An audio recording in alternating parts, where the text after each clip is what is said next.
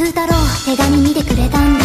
風太郎に伝えたいことがある。食堂で言えたらよかった。どうしてもこの気持ちが誰にも聞かれたくなかったから、ちょっとだけ考えちゃった。そこまで言うならい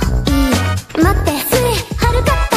好き好きティ好き好きティ抹茶ソーダ意地悪する風太郎には飲ませてはいけない。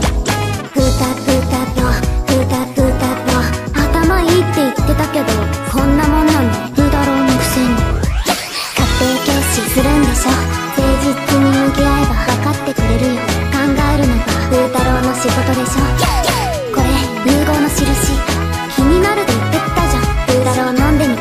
鼻水なんて入ってないよなんちゃって。よし言えたすっきり。問題の答えだけどうるさいな。してないニノの気のせい。見たそんなことないと思う。私に言われてもわかんない。すぐに終わらせるから座って待ってて。風太郎頭いいって言ってたけどこんなもんなんだ。やっぱ教わることなさそう。